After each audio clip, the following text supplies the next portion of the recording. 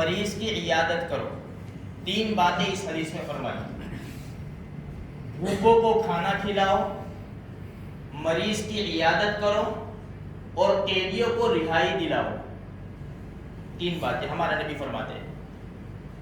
پہلے نمبر پر اطعموا الجائع، بھوکوں کو کھانا کھلاؤ. دیکھو بھوکوں کو کھانا کھلانا بہت بڑا ثواب ہے. دوسری حدیث میں آتا ہے نبی کریم صلی اللہ علیہ وسلم نے فرمایا کہ جس نے بھوکے کو کھانا کھلایا اللہ اس کو جنت کے پھل اور میوے کھلائے گا. تو بہت بڑا ثواب ہے. اور ابھی ہمارے پاس میدان کھلا ہوا ہے، بھوکوں کو کھانا کھلانے کا میدان کھلا ہوا ہے. ویسے تو ہمارے معاشرے میں غریبی بہت ہے، لیکن ابھی جو ہاسپٹل کے جو حالات چل رہے ہیں کہ ادھر ادھر کے لوگ بیچارے ایس ایس سی میں ہیں، گوتری میں ہیں، مسلم میں ہیں، اور پتہ نہیں دوسری ہاسپٹلوں میں کہ گاؤں کے لوگ ہیں. اب اگر اللہ پاک نے ہم کو صلاحیت دی ہے، استعداد دی ہے، تو کچھ تھوڑا سا پارسل 10-12 کچھ بھی لے جا کر ہم یہ خدمت کر سکتے ہیں. اب ایسے ہاسپٹل میں کون جائے گا جو غریب ہوں گے؟ بھائی ایس ایس سی میں ہے، گوتری میں ہے، مسلم میں ہے، ایسے دوسرے ہاسپٹل ہوں گے کہ جہاں غریب طبقہ بہت زیادہ ہے. اب ایک مریض اندر ہے اور اس کے ساتھ بیچارے دوسرے 2-3، چاہے ان کی لڑکی ہو، لڑکا ہو، شوہر ہو، بھی جو کچھ بھی ہے. اب وہ باہر کے لوگ ہیں، اب ان کو اندازہ نہیں کہ یہاں کیا ملتا ہے کیا نہیں، بیچاروں نے جو ملا وہ کھا لیا. اگر ہم سے یہ کام ہو جائے، اللہ ہم سے یہ کام لے لے تو اندازہ لگاؤ کہ بھوک کی شدت کے اندر ان کو جب کھانا مل جائے ان کے دل سے کسی دعائیں نکلے گی.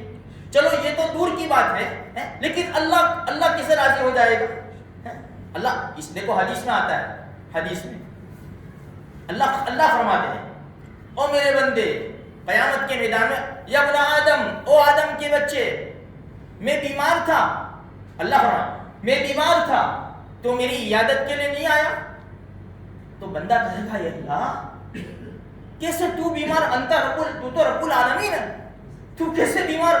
فرمایا کہ نہیں، میرا فلاں بندہ بیمار تھا، میں اس کے پاس موجود تھا. اگر تو اس کی عیادت کے لیے آتا نا تو مجھے وہیں پاتا تھا. پھر اللہ فرمائیں گے وہ آدم کے بیٹے میں بھوکا تھا، تو نے مجھے کھانے کو بھی نہیں پوچھا. اے اللہ تو کیسے بھوکا؟ تو تو کھانے سے پاک ہے، رب العالمین ہے. پر میرا بندہ بھوکا تھا، میرا بندہ میں اس کے پاس تھا، اگر تو اس کے پاس کھانا لے کے آ جاتا مجھے وہیں پا لیتا. تو اس کے بڑے بڑے فضائل ہیں میرے بھائیوں. اس لیے ہمارے پاس آج میدان کھلا ہوا ہے. تو اطعموا الجائع، بھوکوں کو کھانا کھلاؤ. فرمایا کہ عود المریض، مریض کی عیادت کرو. بھئی بیمار انسان ہے، اس کے پاس جاؤ، 2-4 جملے اچھے بولو. اس کے پاس جا کر 2-4 جملے اچھے بولو. اگر وہ غریب ہے تو تھوڑا سا کچھ فروٹ لے جاؤ، 200 500 100 200 روپے جو بھی ہماری صلاحیت ہو اس کے ہاتھ میں رکھ دو، تاکہ جو ڈاکٹر نے باہر کی دوا لکھی ہو نا وہ دوا لے آئے. یا تو اگر جو پیسے لائٹ بل کے لیے رکھے تھے 200 500 روپے وہ دوا میں گھس گئے تو وہ 200 500 روپے کی لائٹ بل بھر دے گا. وہ تھوڑا سا ہم سوچے، یہ کام میرے بھائیوں ہے بہت چھوٹے.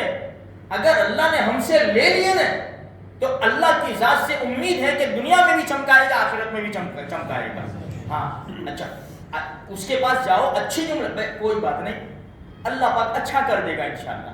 دیکھو مریض کے پاس جا کر پہلے تو یہ کہ تھوڑی دیر بیٹھو، بہت زیادہ مت بیٹھو مریض کے پاس، یہ شریعت کا قانون ہے. اور ایران توران کی باتیں مت کرو. اس کے پاس تھوڑی دیر بیٹھو، اچھے جملے بولو. نہیں کوئی بات نہیں، اللہ اچھا کر دے گا، لا باس طہور انشاءاللہ تعالی. بعض مرتبہ کیا ہے، عورتوں کی اکثر عادت ہوتی ہے بھائی بیچ جاتے ہیں، ہاں دیکھو ان کو بھی کورونا ہو گیا تھا، دوا کھانے لے گئے وہ مر گئے، کلیج مر گئے. واللہ وہ یہ بیچارہ ایک تو موت زندگی کے بیچ میں ہے، نہیں وہ اس کے سامنے موت کی باتیں ہو رہی ہیں.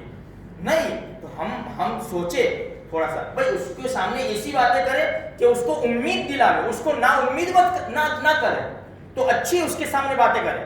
تو اچھا دوسری حدیث میں کیا آتا ہے، اگر ہم اللہ کو راضی کرنے کے لیے گئے، مریض کی عیادت کے لیے، اللہ کو خوش کرنے کے لیے. آج ہمارا معاشرہ یہاں تک وہ بیمار ہو گیا جانا ہی پڑے گا، نہیں جائیں گے نا تو اچھا نہیں لگے گا. وہ بھی کہے گا کہ دیکھا آیا نہیں. میں اس کی کتنی ہیلپ کرتا ہوں میں. ہمارا جو آج جانا ہے نا، شادیوں میں جانا ہے، موت میت میں جانا ہے، ایسے عیادت کے لیے جانا ہے، وہ کیوں کہ وہ اس کو برا لگے گا. اس کے لیے مت جاؤ میرے بھائی، کوئی فائدہ نہیں ہے. جاؤ تو اللہ کی رضا کے لیے، اللہ کو خوش کرنے کے لیے جائیں گے. تو حدیث میں کیا آتا ہے، جو انسان کسی بیمار کی عیادت کے لیے جاتا ہے صبح میں، تو شام تک 70,000 فرشتے اس کے لیے دعائیں کرتے. اور شام کو جائے گا کسی بیمار کی عیادت کے لیے، اللہ کو راضی کرنے کے لیے، تو صبح تک 70,000 فرشتے اس کے لیے دعائیں کریں گے. اس لیے ہم تھوڑی کوشش کریں بھائی، بھوکوں کو کھانا کھلائے، مریض کی عیادت کرے. اس کی تفسیر میں وَيُطْعِمُونَ الطَّعَامَ عَلَىٰ حُبِّهِ مِسْكِينًا وَيَتِيمًا وَأَسِيرًا، اس کی تفسیر میں علامہ ابن کثیر رحمۃ اللہ علیہ نے واقعہ لکھا عبداللہ ابن عمر رضی اللہ تعالیٰ عنہ کا. بیمار ہوئے عبداللہ ابن عمر رضی اللہ تعالیٰ، بیماری تھوڑی لمبی تھی. وہ بیماری کے زمانے میں انگور کا موسم آ گیا. انگور کھانے کو دل چاہا، تو بیوی حضرت صفیہ رضی اللہ تعالیٰ عنہ نے غلام کو ایک انگور دیا، ایک درہم دیا کہ جا انگور لیا. وہ انگور خرید رہا تھا تو وہاں سائل تھا مانگنے والا، اس نے دیکھا کہ یہ آدمی نے انگور خریدا ہے تو اس کے پیچھے پیچھے ہو لیا. عبداللہ ابن عمر رضی اللہ تعالیٰ عنہ کے گھر پر پہنچا اور ان کے پاس رکھا تو وہ سائل پیچھے آ گیا. اللہ کے واسطے دے دو، بھوکا ہوں میں. عبداللہ ابن عمر نے فرمایا اس کو دے دو، چلو اس کو دے دو. منہ دیکھتے رہ گئے، بیوی بھی کچھ بول نہیں سکی. تو پھر دوسری مرتبہ اس نے، بیوی نے ایک درہم دیا، جاؤ لے آؤ انگور لے آؤ. تو وہ انگور خریدے، وہی سائل وہاں تھا. پھر اس نے دیکھا کہ اس نے انگور خریدے، وہ واپس پیچھے پیچھے ہو لیا اور آ کر پھر سوال کر لیا کہ بھائی میں اللہ کے واسطے بھوک لگی ہے، مجھے دے دو. عبداللہ ابن عمر رضی اللہ عنہ فرمایا دے دو اس کو. تو حضرت صفیہ باہر نکلی، دیکھ اب آئے گا نہیں سائل کو، اب آئے گا نہیں، اب کچھ بھی نہیں دیں گے تجھے، اب آنا مت. تو پھر وہ تیسری مرتبہ ایک درہم دیا، پھر وہ سائل نہیں آیا.